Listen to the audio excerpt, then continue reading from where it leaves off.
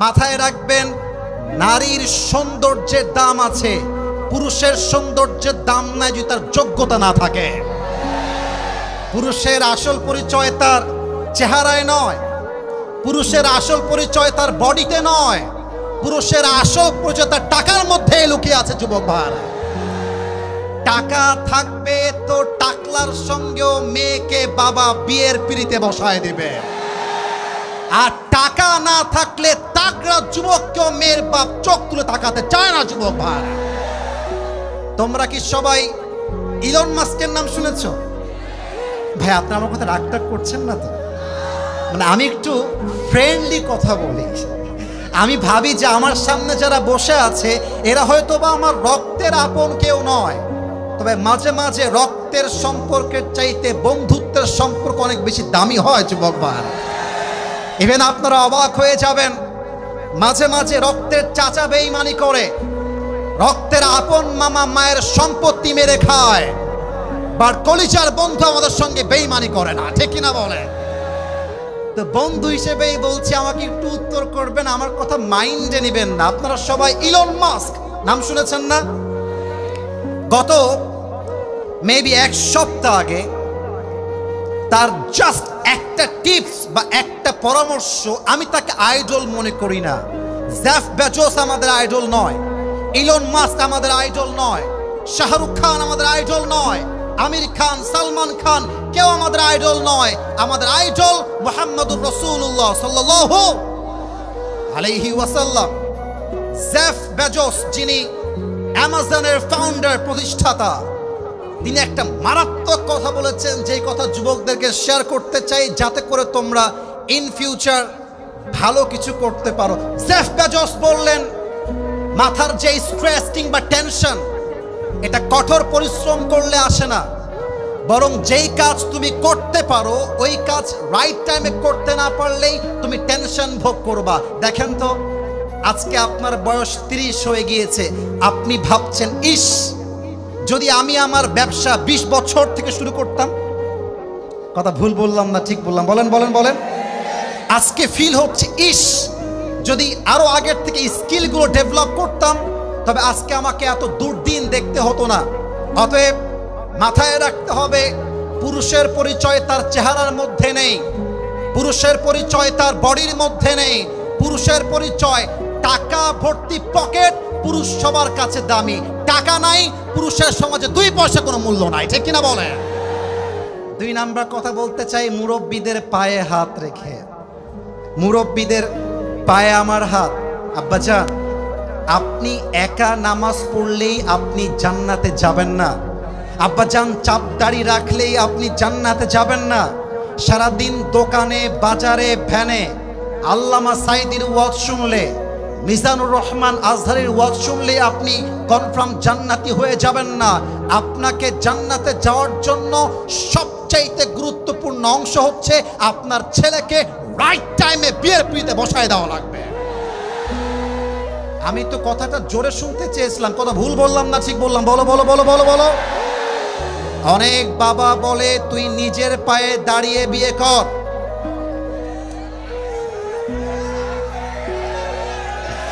আব্বাজান, নিজের পায়ে দাঁড়াইতে দাঁড়াইতে যুবকের যৌবন যে নষ্ট হচ্ছে, এর প্রত্যেকটা দায়ভার কিয়ামত আপনাকে বহন করতে হবে। আর একটা কথা বলতে চাই, রাস্তাঘাটে চলতেছো, মেয়ে পছন্দ হয়ে গিয়েছে বিয়ের জন্য, সোজা গিয়ে বিয়ের প্রস্তাব দিয়ে দাও, কোনো ভয়ের কারণ নাই। এখন বলবেন, হুজুর আপনি কি এই মাহফিলে শুধু বিয়ের ওয়াজ করতে আসছেন? No no no no no, the time is coming, আমি তাফসীর করব। Let me give you an example, একটা উদাহরণ দিচ্ছি। রাস্তায় মেয়ে দেখেছো, হারাম প্রেমের জন্য নয়, হালাল বিয়ের জন্য প্রস্তাব দিবা।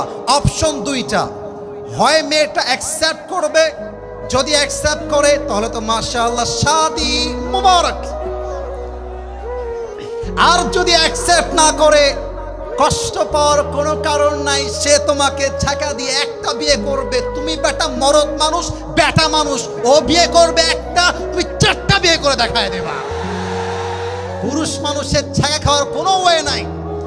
মেয়েদের জন্য একটা বিয়ে জায়েজ, পুরুষ মানুষের 4টা বিয়ে জায়েজ। ছাকা খাইলে মেয়েরা খাবে, আমাদের কোনো ওয়ে নাই। যুবক ভাইরা, অনেক যুবক ফোন দিয়ে বলে, হুজুর আমি আত্মহত্যা করব, অমুক মেয়ে আমাকে ছেড়ে দিয়ে চলে গেছে, স্বামীর ঘরে সংসার করছে, একটা বাচ্চা হয়ে গিয়েছে। আরে বেটা, ও একটা বিয়ে করে একটা বাচ্চা পয়দা করছে, তুমি চারটা বিয়ে করবা, চারটা বইয়ের চারটা বাচ্চা পয়দা করবা, ঠিক কিনা বলে? আমি বলছি না চারটা বিয়ে করতে হবে, আমার কথা একটাই, চরিত্রহীন মেয়ের জন্য আমার ক্যারিয়ার নষ্ট হবে না। আমাকে আমার বাবার মুখ উজ্জ্বল করতে হবে, আমাকে আমার মায়ের মুখ উজ্জ্বল করতে হবে। আমার বউ তো সে হবে না যে টিকটক করে বেড়ায়, আমার বউ তো সে হবে যে উলঙ্গ হয়ে রাস্তাঘাটে নেচে বেড়ায়। আমার বউ হবে সেই বউ যে ফাতেমার চরিত্রবান হবে, ঠিক কিনা বলে? 3 নাম্বার মেসেজটা দিয়ে আমি আমার তাফসীর পেশ করতে চাই। বলেন তো সবাই, আজকে কয় তারিখ? মাশাআল্লাহ মাশাআল্লাহ। আপনারা খেয়াল করেছেন কিনা এটা আমি জানি না, তবে 5 আগস্টের পূর্বে আমি নিজের চোখে দেখেছি, এখানে আমার মুরব্বীরা হয়তো বা এই বিষয়ে আমার সঙ্গে একমত পোষণ করবেন, তাফসীর মাহফিল করতে গেলেই পুলিশের পারমিশন নেওয়া লাগতো। আচ্ছা, আমি কি ভুল বললাম না ঠিক বললাম? বলেন আপনারা সবাই। ডিসির দরবারে যাও, মেয়রের দরবারে যাও, আবার লিস্ট দেওয়া হতো অমুক অমুক কথা বলা যাবে না। আজকে এই দেখেন, যুবক ভাইরা, মুরব্বীরা, মিডিয়ার ভাইরা, এই কথাটা আপনারা, অনেক মিডিয়ার ভাইরা আসছে তাই না? আজকে অনেকে আসছেন, সবাইকে বলবো আপনারা এই বগুড়ার মাটির এই কথাটা কার্ড দিয়ে পুরো বাংলাদেশ দেখাবেন। আমি আবরারুল হক আসিফ আজ 1 সেপ্টেম্বর বগুড়ার শিবগঞ্জের ইউনাইটেড কলেজ ডিগ্রি কলেজের মাঠে ওয়াজ করছি। আমার ওয়াজে, আমার তাফসীরে কারো যদি দ্বিমত থাকে, কারো যদি বাধা দেওয়ার শক্তি থাকে, আসেন আমার মাইকটা আপনাকে ছেড়ে দিলাম, আপনি কেড়ে দেখান। আপনি যদি কাটতে আসেন, খোদার কসম করে বলছি আপনার 14 গোষ্ঠীর বংশ হয়ে যাবে বগুড়ার। আমি বাংলার মানুষের জন্য একটা মেসেজ দিয়ে আমার তাফসীরে ফিরতে চাই। এবার যে বাংলাদেশে ইসলামের রাজ কায়েম করার সুযোগ এসেছে, আগামী 12 বছরে আসবে কিনা সন্দেহ রয়েছে। আমরা একটা কথা বলতে চাই, আগামী বাংলাদেশে আমরা কোনো নারীকে প্রধানমন্ত্রী হিসেবে দেখতে চাই না। আর একটু জোরে বলেন, আর একটু জোরে বলেন সবাই। 2 নাম্বার দাবির কথা বলে শেষ করতে চাই। আগামীর বাংলাদেশ, এমন এক প্রধানমন্ত্রী আমাদের বাংলাদেশে হবে, যেই প্রধানমন্ত্রী পার্লামেন্টে দাঁড়িয়ে বাংলার পক্ষে যেমন কথা বলবে, সেই প্রধানমন্ত্রীর যোগ্যতা এতটা হাই হবে, সেই প্রধানমন্ত্রী চাইলে জাতীয় মসজিদ বাইতুল মুকাররমে দাঁড়িয়ে জুমার খুতবা দেওয়ার যোগ্যতাও রাখবে বগুড়ার ভাইরা। জাতীয় মসজিদ বাইতুল মুকাররমের জুমার খতিব যদি হয় দেশের প্রেসিডেন্ট, সেই দেশে কি আর সুদ থাকবে? এত আস্তে কোন কেন? সুদ থাকবে, ঘুষ থাকবে। আমরা বিএনপি বুঝি না, জামাত ইসলাম বুঝি না, জাতীয় পার্টি বুঝি না, চরমনায় বুঝি না, হেফাজত বুঝি না। আমরা চাই ঐক্যতা। যারা ইসলামের পক্ষে, আমাদের জীবন দিয়ে, রক্ত দিয়ে তাদের পক্ষে আমরা অবস্থান গ্রহণ করবো, ঠিক কিনা বলেন? সর্বশেষ একটা কথা বলতে চাই। আল্লামা সাঈদী হুজুর নাম শুনছেন? একটা ছোট্ট দোয়া করে দেই, আপনারা শুধু আমিন বলবেন, তাতে আমি খুশি হব। আল্লাহ আমাদের সকলের প্রিয় হুজুর আল্লামা সাঈদী হুজুরকে জান্নাতুল ফেরদাউসের মেহমান হিসেবে কবুল করুন। আমিনটাতে ভালোবাসা খুব বেশি একটা প্রকাশ পায় না। আরেকবার বলবেন আমিন, আরেকবার বলবেন আমিন। উনি বলে গিয়েছিলেন, এই দেশ যদি আপনারা শান্তিপূর্ণ করতে চান, শান্তিপূর্ণ করতে চাইলে একটা কিতাব দিয়ে পার্লামেন্ট চলবে। কিতাবটার নাম, আচ্ছা ভাইজান, এই যে তোমার নাম কি বাবু? দাঁড়াও তো একটু, ধমক দিব না, তুমি দাঁড়াও, কোনো ধমক নাই। তোমার নাম কি? মুসা। মাশাআল্লাহ, তুমি দাঁড়িয়ে থাকবা। ওকে দেখা যায়? এটা কথা না বললে বুঝবো কেমন করে? দেখা যায় ওকে? ওকে যদি আমি এখন ডাক দিয়ে, একটা দাও দিয়ে, কোপ দিয়ে ডান পা কেটে দিই, আপনারা আমাকে ছাড় দিবেন? ছাড় দিবেন না। আপনারা কি করবেন? আপনারা আমাকে জেলে ভরে দিবেন, আমার নামে মামলা হবে। ছোট্ট একটা কথা বলে শেষ করব। মামলা হওয়ার পরে আমাকে আদালতে ডাকা হলো, আসিফ হুজুর কি ব্যাপার, অস্ত ভালোই করেন, কিন্তু আপনি কেমনে ঠ্যাংটা কাটলেন রে ভাই? তা আমি বললাম আমার রাগ উঠে গেছিল, ঠ্যাং কেটে ফেলেছি। তো বাংলাদেশের যেই সুপ্রিম কোর্ট কিংবা আইনের যেই নিয়ম আছে, সেই নিয়মে আমার শাস্তি হলো 10 লক্ষ টাকা আর 1 বছরের জেল। বগুড়া ভাইদের বুদ্ধি চেক করতে চাই, বুদ্ধি আসলে আপনাদের কত বেশি, দেখা যাক আপনারা উত্তর করতে পারেন কিনা। আচ্ছা, আলু যে 5 কেজি নিয়েছেন, আলু যে 5 কেজি আছে, মরিচ যে 5 কেজি আছে, এটা বোঝার জন্য কি লাগে? রাইট আনসার, কি পাল্লা। এখন আমার বিচারটা সঠিক মাপে হলো কিনা এটা বোঝার জন্য একটা কাজ করেন, দাড়িপাল্লা নিয়ে আসেন, ওর ডান পা যে কাটছি দাড়িপাল্লার ডান দিকে দেন, 10 লাখ টাকা জরিমানা, 1 বছরের জেল বাম পাল্লায় দেন। টান মারেন তো উত্তর জোরে করবেন। একদিকে 10 লাখ টাকা 1 বছরের জেল, আর একদিকে ওর পা টাকা। যতই আপনি এই কাটা পা আর 10 লাখ টাকা দিয়ে টান মারেন সমান সমান হবে। আচ্ছা 20 লাখ টাকা দেন, সমান সমান হবে। কোরআন কি বলছে দেখেন, কোরআন বলছে চোখের বদলে চোখ, হাতের বদলে হাত, নাকের বদলে নাক, চোখের বদলে চোখ, পায়ের বদলে পা, জানের বদলে জান, ঠিক কিনা বলেন? এবার ওর ডান পা আমি কেটে দিয়েছি, আপনি আইন করে আমার ডান পা কেটে দেন। দাড়িপাল্লার ডান দিকে ওর ডান পা দেন, দাড়িপাল্লার বাম দিকে আমার ডান পা দেন। এবার টান দেন, দেখবেন দুইটা সমান সমান হয়ে গিয়েছে। ওয়ামান হাকামা বিহি আদালা। আর আল্লাহর জমিনে ইনসাফ কায়েম করতে চাইলে পাশ্চাত্যের আইন দিয়ে চলবে না। আল্লাহর জমিনে ইনসাফ কায়েম করতে হলে আল্লাহর কোরআন দিয়ে রাজ কায়েম করতে হবে, ঠিক কিনা বলে? আল্লাহ সেই বাংলাদেশ গড়ার তৌফিক দান করুক, পড়েন সবাই আমিন। আপনাদের বউ আছে কার কার একটু হাত তুলেন তো। বউ আছে, বউ আছে। ওরে সর্বনাশ, ওরে সর্বনাশ, হাত নামান। এবার হতভাগা যারা, যাদের বউটাও কেউ নাই, তারা হাত তোলো সবাই। ইন্নালিল্লাহ। স্যার কোথায় আপনারা সবাই, কোথায়? দেখেন তোমাদের বউ নাই। আরে আরে, যার বউ নাই তার জীবনে কিছু নাই যুবক ভাইরা, ঠিক কিনা বলো? আল্লাহ সবাইকে দিনদার নেককার বউ দিয়ে দিক, পড়েন সবাই আমিন। 3টা তাকবীর দিয়ে আয়াতে ফিরে যেতে চাই। প্রথম তাকবীর দিবেন বিবাহিত ভাইরা। It's time for the married people. বিবাহিত ভাইরা একটা কাশি মারান দেখি। এ কাশিতে জোর নাই রে ভাই, মিডিয়ায় রেকর্ড হচ্ছে, কোটি কোটি মানুষ দেখবে। বিবাহিত ভাইরা আরেকবার কাশি দেন। দেখা যাক বিবাহিত ভাইদের গায়ের জোর কত বেশি বগুড়ার শিবগঞ্জের মাটিতে। জাস্ট বিবাহিত ভাইরা allowed, single people they are not allowed. শুধু বিবাহিতরা তাকবীর দিবেন আমার সাথে, লিল্লাহি তাকবীর। এই সাউন্ড ভালো আছে। আজকে মনে হয় সিঙ্গেলরা হেরে যাবে।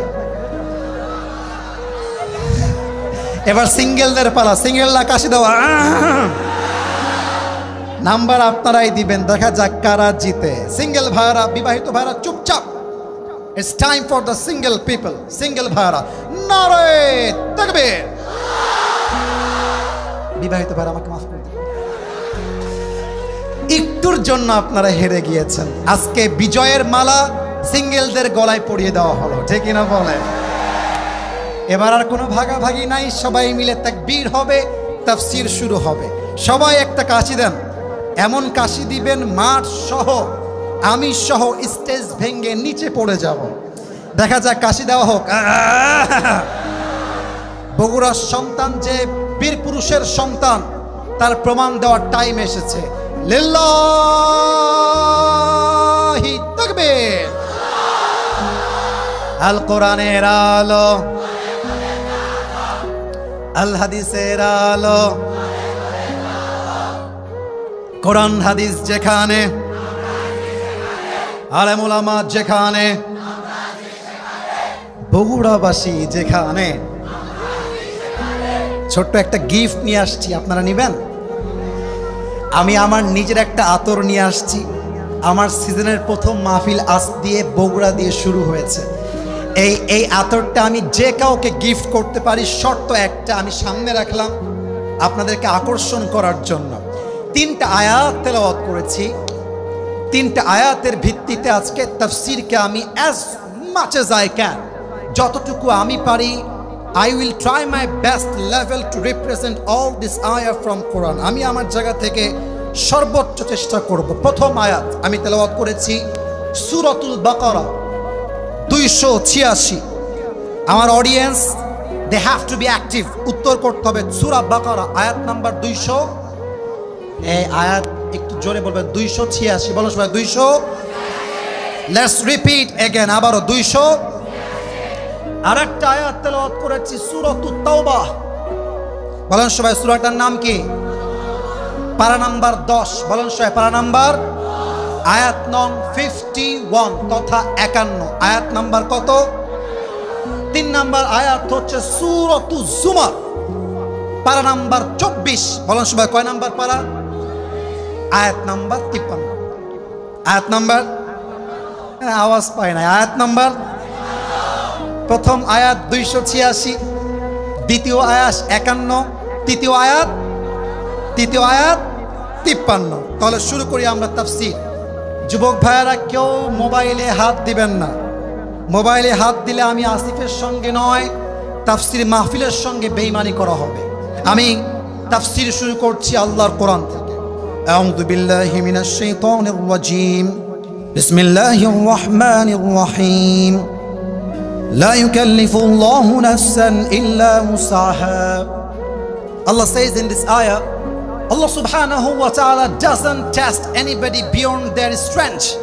Allah বলছেন, আমি কখনো আমার বান্দাকে সাধ্যের বাহিরে কোনো বোঝা চাপিয়ে দেই না। সুবহানাল্লাহ পড়বেন না আপনারা সবাই? আচ্ছা, আমার তো মনে হয় আমার সামনে যত লোক বসে আছে, আমি সহ আমরা সবাই মনে হয়, যদি ঠিক বলি জোরে বলবেন, ঠিক না হয় বেঠিক বলবেন, আমার মনে হয় এখানে 99% শ্রোতা আমরা সবাই মধ্যবিত্ত পরিবারের সন্তান। আমি আমার একটা ওয়াজে বলেছিলাম যে মধ্যবিত্ত পরিবারের সন্তান মানেই একটা ব্র্যান্ড।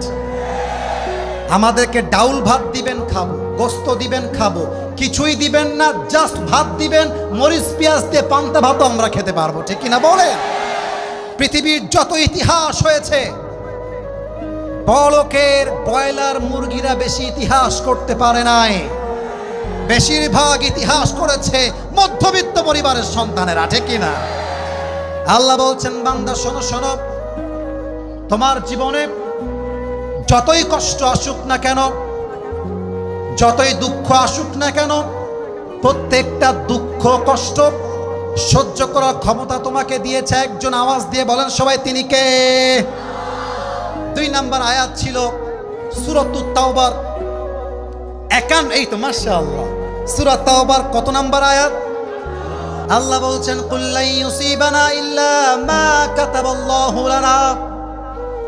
আমি আবার তেলাওয়াত করছি, আল্লাহ বলছেন, কুল লা ইউসিবানা ইল্লা মা কাতাবাল্লাহু লানা। বান্দা, তোর ভাগ্যে যা লেখা আছে তা আসবে, তোর ভাগ্যে যা লেখা নাই তা আসবে না। পুরো দুনিয়া তোর ক্ষতি করতে চায়, আল্লাহ তোর পক্ষে আছে, কেউ তোর একটা চুল পায় করার ক্ষমতা রাখবে না, ঠিক কিনা বলেন? রাসূলের সবচাইতে কাছের বন্ধু একজন সাহাবী, যার মেয়েকে রাসূল বিয়ে করেছেন মাত্র 6 বছর বয়সে। বলেন তো ওই সাহাবীর নামটা কি ছিল? আবু বকর রাদিয়াল্লাহু তাআলা আনহু। যতটুকু আমার হাদিস মনে পড়ে, আলেম ওলামা আছেন, আমার ভুল হলে আপনারা আমাকে ধরাই দিবেন। মুহররম মাস শেষ হয়ে গিয়েছে, এই মা বোনেরা আসছেন, কোন দিকে আসছেন? এদিকে না বাম দিকে? কোন জায়গা আছে করা?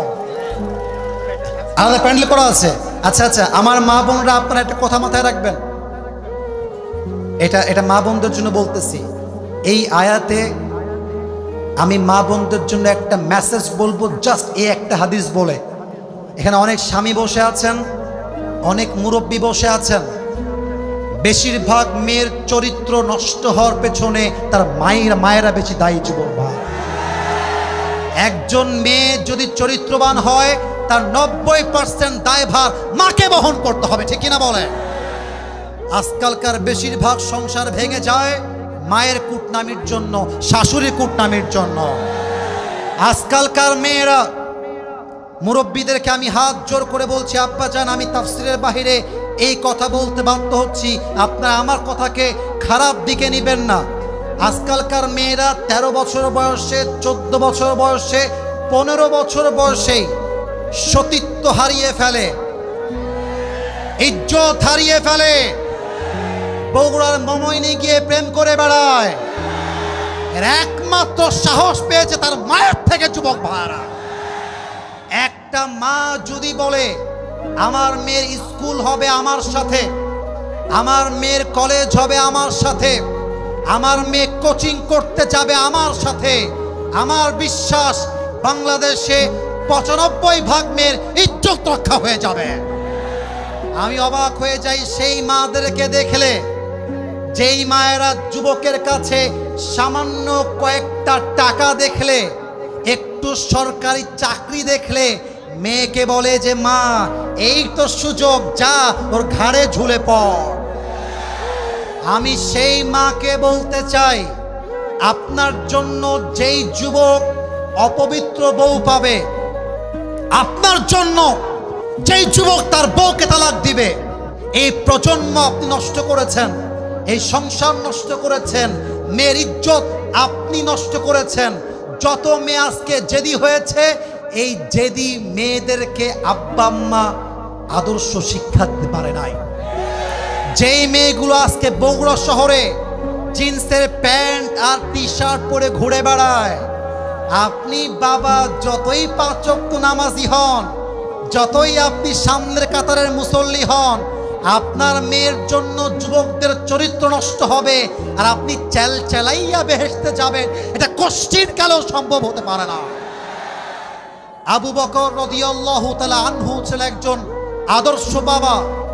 তিনি তার মেয়েকে এমন ভাবে মানুষ করে গেছেন, আল্লাহর রাসূল বলে গিয়েছেন আমার জান্নাতের সঙ্গিনী হবে আয়েশা। সুবহানাল্লাহ পড়বেন না আপনারা? মুহররম মাস শেষ, সফর মাসের 26 তারিখ। আচ্ছা, আপনাদের কলেজটা কোন দিকে? এটাই। এবার আমার দিকে কলেজে গেট আছে না? কথা কোন আছে না? দেখবেন কলেজের গেটে যখন কেউ প্রবেশ করে, ঠক ঠক করে, ক্লাস চলতেছে, in the mean time someone is knocking the door, কেউ দরজায় আঘাত করলো, আওয়াজ কানে বাজে কি বাজে না? বাজে না? আর একটু জোরে, বাজে না? আচ্ছা, খুলতে দেখা যাচ্ছে আমাদের 30 সেকেন্ড লাগে, 1 মিনিট লাগে, কখনো 1.5 মিনিটও লেগে যায় কাজের জন্য। অবাক হবেন আপনারা, আল্লাহ রসুল এসে জাস্ট একটা ঠক ঠক করেছেন, সঙ্গে সঙ্গে আবু বকর বলছেন লাব্বাইক ইয়া রাসূলুল্লাহ, সুবহানাল্লাহ পড়ে গেট খুলে দিয়েছে। আর আবু বকর লেট হয়নি, কারণ কি? বলছে হে রাসূল, আপনি আমাকে বলেছেন,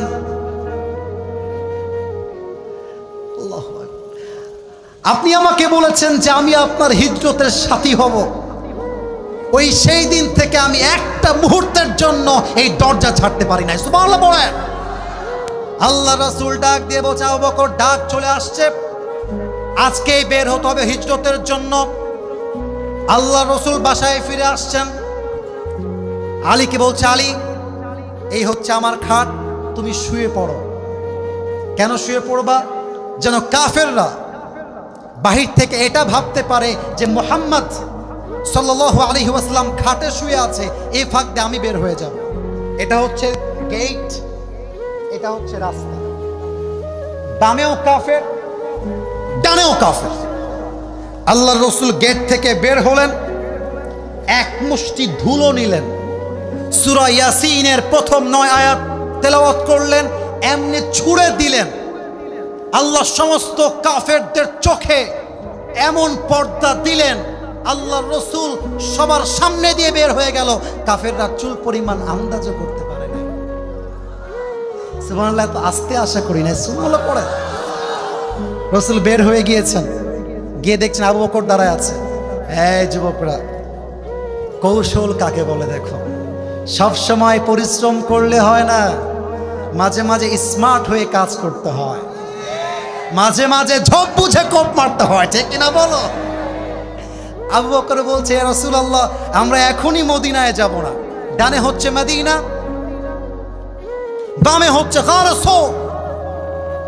আমরা আগে গিয়ে গারে সৌরে উঠব, কাফেররা যখন আমাদেরকে খোঁজাখুঁজি বন্ধ করে দিবে আমরা আবার বের হয়ে যাব। আল্লাহ রাসূল যখন হাঁটতেছিলেন, এটা হচ্ছে পা, এটা হাত আমি জানি, বাট এটাকে এক্সাম্পল হিসেবে আমরা হাত হিসেবে নয়, কি হিসেবে ধরলাম? এটা হচ্ছে পায়ের পাতালি, এটা হচ্ছে পায়ের গোড়ালি। আল্লাহ রাসূল যখন হাঁটতেছেন পায়ের পাতায় ভর করে করে হাঁটছেন, পায়ের গোড়ালি এমন করে উঁচু হয়ে আছে। আবু বকর বলছে, মা লাকা ইয়া রাসূলুল্লাহ, মা লাকা ইয়া রাসূলুল্লাহ, হে রাসূল আপনার কি হয়েছে, আপনি এমন করে হাঁটছেন কেন? রাসূল বলছে, কাফেররা আমাদের পদচিহ্ন অনুসরণ করে আমাদের গন্তব্যে পৌঁছাতে পারে, এই জন্য আমি সতর্কতামূলক কৌশল অবলম্বন করে হাঁটছি। সুবহানাল্লাহ পড়বেন না আপনারা সবাই? নবীজি হাঁটতেছেন, আবু বকর একবার সামনে যায়, একবার পেছনে যায়, একবার সামনে আর একবার পেছনে। মা লাকা ইয়া আবু বকর, এই আবু বকর কি সমস্যা তোমার? একবার সামনে আর একবার পেছনে, হোয়াটস ইউর প্রবলেম ম্যান, কি সমস্যা? আল্লাহু আকবার। আল্লাহ রসুলের ভালোবাসা কাকে বলে? আল্লাহ রসুল বলছেন, হে আল্লাহ রসুলকে বলছেন, ইয়া রাসূলুল্লাহ, আমি যখন সামনে থাকি মনে হয় কাফেররা পেছন দিক থেকে অ্যাটাক করবে, আমি যখন পেছনে থাকি আমার মনে হয় সামনে থেকে কাফেররা অ্যাটাক করবে। ফিদাকা আবি ওয়া উম্মি ওয়া কলবি ওয়া রূহি ইয়া রাসূলুল্লাহ, আপনার জন্য রক্ত দিব, জীবন দিব, বাট আমি বেঁচে থাকতে কাফেররা আপনাকে ক্ষতি করবে এটা আমি বরদাস্ত করতে পারবো না। আল্লাহু আকবার। হাঁটতে হাঁটতে পৌঁছে গিয়েছে গারে সৌর, বিশাল বড় পাহাড়। তো পাহাড়গুলো কেমন হয় জানেন? এরকম উঠতে হয়, উঠে উঠে উঠে যেতে হয়, এরকম হয়। রসুলের পা লাল হয়ে ফসকা পড়ে গেছে। বুঝে নেন বন্ধু কাকে বলে। আইফোন 16 প্রো ম্যাক্স থাকলেই বন্ধু হওয়া যায় না, R15 থাকলেই বন্ধু হওয়া যায় না, গার্লফ্রেন্ড পটাই দিলে বন্ধু হওয়া যায় না। আরে বন্ধু হবে সেই বন্ধু যে আমার খারাপ সময়ে হাত ধরে বলে, বন্ধু তোর কোনো টেনশন নাই, বাঁচি আর মরি তোর সঙ্গেই বাঁচবো, তোর সঙ্গে আমি মরবো। This is called real friendship. আবু বকরের বন্ধুত্ব কাকে বলে? বলছি, ইয়া রাসূলুল্লাহ, আপনি থাকতে আমার কোনো কষ্ট হবে তা হবে না, আর আমি থাকতে আপনার কোনো কষ্ট আমি দেখব তা হবে না। আপনি আসেন, এই পুরো পাহাড় আমি আপনাকে আমার কোলে করে পৌঁছায় দিব। তো আমার দিকে সবাই, এই কোল মানে ঘাড়ে না, পা থাকবে এইখানে, হাত থাকবে এই কাঁধে এমন করে। আমি কি বুঝাইতে পেরেছি? মানে এই ঘাড়ে উঠবে তা নয়। দেখবেন মাঝে মাঝে হজ এবং ওমরার ফুটেজ আমাদের সামনে আসে, দেখবেন অনেক যুবক তার মাকে কাঁধে নিয়ে হজ করে বা তাওয়াফ করে, কিন্তু ঘাড়ে নয়। পা থাকে এইখানে, হাত থাকে এমন করে বাঁধা। রসুল ঘাড়ে উঠেছেন, আবু বকর হাঁটতে হাঁটতে গারে সৌরের গুহার প্রবেশ পর্যন্ত পৌঁছে গিয়েছেন। আল্লাহ এত শক্তি দিয়েছে, আবু বকর একটা মুহূর্তের জন্য থেমে যায় না। সুবহানাল্লাহ। এই হচ্ছে প্রবেশ পথ, ভেতরে হচ্ছে গুহা। এবার আসেন আয়াতের মূল ব্যাখ্যায় ফিরে যাই। আবু বকর ডাক দিয়ে বলছেন, ইয়া রাসূলুল্লাহ, ইয়া হাবিবাল্লাহ, আপনি বাহিরে দাঁড়ায় থাকবেন, গুহা আমি পরিষ্কার করে আপনাকে আবার ডাক দিব। ঢুকে গিয়েছে, সব পরিষ্কার করে রসুলকে ডাক দিয়েছেন। বলছেন, ইয়া রাসূলুল্লাহ, আপনি আমার কোলে ঘুমিয়ে যান। কোলে যখন ঘুমিয়েছে, জাগ্রত হয়েছেন, কাফেররা ওই পায়ের পদচিহ্ন স্মরণ করতে করতে গারে সূরের প্রবেশ মুখ পর্যন্ত পৌঁছে গিয়েছে। এবার আবু বকর তো ভয় কাঁপতেছে। আগেই বলেছিলাম রাখে আল্লাহ মারে কে? রাখে আল্লাহ মারে কে? মারে আল্লাহ। আবু বকর ভয়ে থরথর করে কাঁপছেন, আর আল্লাহ তাআলা কাফেরদের আসার পূর্বে প্রবেশ মুখে পুরোটাই মাকড়সার জাল দিয়ে ভরে দিয়েছেন, আর ওই প্রবেশ মুখে দুইটা কবুতর ডিম পেড়ে বসে আছে। এবার কাফেরদের যে সর্দার ডাক দিয়ে বলছে, এই বেটা তুই কই নিয়ে আসছস? এই জাল তো মুহাম্মদের জন্মের আগ থেকে আছে। এটা এমন একটা গুহা যেখানে মুহাম্মদ প্রবেশই করতে পারে না। চল, লেটস গো ব্যাক অ্যাগেন, আবার ফিরে যাই। আল্লাহর রাসূল বলছে, আবু বকর টেনশন করবা না, লা তাহজান ইন্নাল্লাহা মা'ানা, ভরসা হারিও না, টেনশন করো না, আমরা একা দুইজন নেই, আমাদের তৃতীয় সাথী আছে একজন। আওয়াজ দিয়ে বলেন সবাই, তিনি কে? বাস কাফেররা সেখান থেকে ফিরে গেল, রসুলের এক চুল পরিমাণ ক্ষতি করতে পারে না। অতএব একটা ব্যাখ্যা করেই এই আয়াতকে শেষ করতে চাই, লাস্ট আয়াত বলেই দোয়া করব। প্রবাদ বাক্য আছে, শেষ ভালো যার। বগুড়াবাসী লাস্ট বাক্য আপনারা বলবেন, শেষ ভালো যার। আগামীতে যখন আমরা ইসলামের রাজ কায়েমের কথা বলবো, আমাদের উপরেও হুমকি আসবে, ধামকি আসবে। আমাদের সকলের প্রিয় ডক্টর মিজানুর রহমান আজহারি হুজুর 2020 সালে যখন সেই সময়ের আওয়ামী শাসন চলছিল, আওয়ামী লীগের ধর্মমন্ত্রী বললেন সে জামাতের প্রোডাক্ট, তাকে বিভিন্ন মিথ্যা ব্লেম দিয়ে দেশ ছাড়তে বাধ্য করা হয়েছিল। উনি দেশ ছাড়ার পূর্বে তার অফিসিয়াল ভেরিফাইড পেজে একটা পোস্ট করে গিয়েছিলেন, কারো মন্তব্য আমার গন্তব্য ঠেকাতে পারবে না।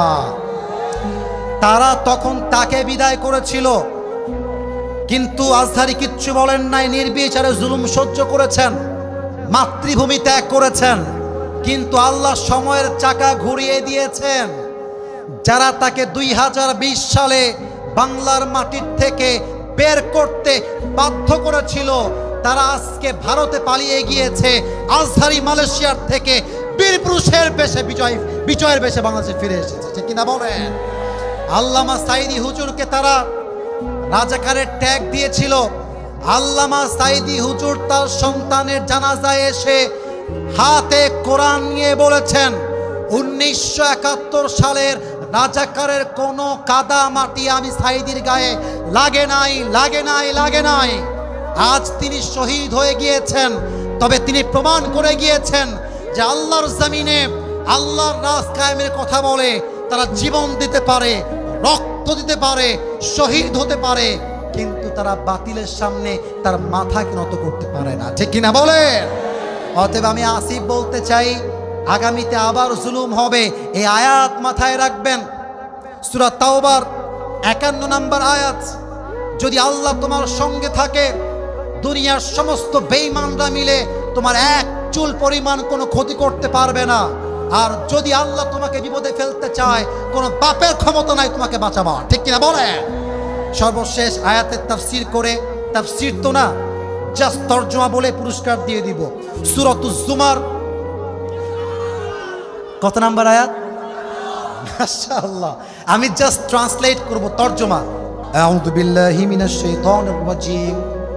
قل يا عبادي الذين أسرفوا على أنفسهم لا تقنطوا من رحمة الله إن الله يغفر الذنوب جميعا إنه هو الغفور الرحيم.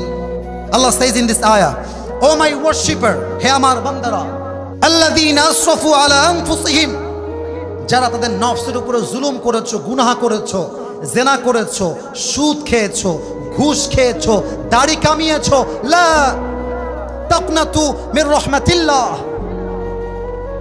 never lose hope from the mercy of your Lord, রবের রহমত থেকে নিরাশ হয়ে যেও না। কোরআনের সবচেয়ে বেস্ট আয়াত হচ্ছে এইটা। মুফাসসিররা বলেছেন, কোরআনে যত মোটিভেশনাল আয়াত আছে তার মাঝে শ্রেষ্ঠ আয়াত হচ্ছে এইটা, যার তরজমা আমি এখন করছি। যত গুনাহ হয়ে যাক, never be frustrated, don't be upset for it, হতাশ হয়ে যেও না। জাস্ট দুই হাতটা তওবার নিয়তে আল্লাহর কাছে তোলো। আল্লাহ বলছে, বান্দা তুই যখন তওবার জন্য দুই হাত তুলবি, তোর চোখের পানি তোর নাকের ডগায় আসার আগেই I will forgive all the sins of your entire life. আমি তোর জীবনের সমস্ত গুনাহ খাতা তোর চোখের পানি নাকের ডগায় আসার আগেই মাফ করে দেব। সুবহানাল্লাহ বগুড়ার সাউন্ডে হয় না, আরেকবার বলেন সুবহানাল্লাহ। এবার সবাই দুই হাত তোলেন, সবাই দুই হাত। স্টেজের ভাইরাও যদি চান একটু দুই হাত তুলবেন, যদি বেয়াদবি না নেন আমার কথায়। আমি জাস্ট একটা ওয়াদা করাবো, পুরস্কার দিয়ে আমার দোয়া হয়ে যাবে, আর টাইম নিব না। বলেন সবাই একটু কাশি দেন আগে। এই আয়াতের আলোকে আজকে আমরা তওবা করব, পুরস্কার নিয়ে দোয়া করে বাসায়। বলেন সবাই আল্লাহকে ডাক দিয়ে, আমাকে না। বলেন সবাই আল্লাহ। আমি শুরুতে সবার পায়ে হাত রেখে বলছি, এই কথাটা আমাকে খুশি করার জন্য নয়, মিডিয়ায় যাবে এই জন্য নয়, এটা just between you and you lord. আপনার সঙ্গে সোজা আল্লাহর কানেকশন হবে, দিল থেকে হবে। সবাই দুই হাত তোলেন, সবাই বলেন সবাই আল্লাহ। আরো মায়া দিয়ে বলেন আল্লাহ। এই শিবগঞ্জের জমিনে তোমার, আরো জোরে, তোমার শাহী দরবারে দিল থেকে, মাশাআল্লাহ আওয়াজটা মন ভরে গেছে আমার। বলেন আরেকবার, দিল থেকে তওবা করলাম। একটু দিল থেকে বলেন না, দিল থেকে তওবা করলাম। ও আল্লাহ, আজ থেকে আমি আর কোনো অতীতের গুনাহ আর, এবার দেখেন আমার দুই হাত আমি যেমনি দেখাবো তেমনি বলবেন করব না। ওরে ভাই নিয়ত তো করবেন, বাকিটা আল্লাহ দেখবে। করব না। বলেন সবাই আল্লাহ। ওয়াদা দিলাম। ওয়াদা দেওয়া আপনার কাজ, বাকিটা আল্লাহ দেখবে, তবে দিল থেকে ওয়াদা। ও আল্লাহ, ওয়াদা দিলাম আজ থেকে 5 ওয়াক্ত নামাজ বা জামাত। দেখছেন কত যুবক বুঝতেছে না, ভাবতেছে আমার তো ফাঁকি হয়ে যাবে। আরে বেটা নিয়ত করো। বলেন 5 ওয়াক্ত নামাজ বা জামাত আদায় করব। বলেন সবাই আওয়াজ করে ইনশাআল্লাহ। এবার আমাকে ওয়াদা দেন, সবাই হাত রাখেন, লাস্ট ওয়াদা। বলেন সবাই হুজুর, আমরা ওয়াদা দিলাম এখন দোয়া শেষ না করে আমরা কেউ উঠে যাব না। হাত দেখি নাই, বলেন সবাই যাব না। লা ঈমান আলাহ লিমাল্লা আমান আলাহ। যার কথার ঠিক নাই তার ঈমানের ঠিক নাই। আজকে জাস্ট 5টা মিনিট সময় দিয়ে প্রমাণ করব আমরা কথায় যেমন এক, আমরা কাজেও তেমন এক। ঠিক কিনা বলেন? তাকবীর দেন, নারে তাকবীর।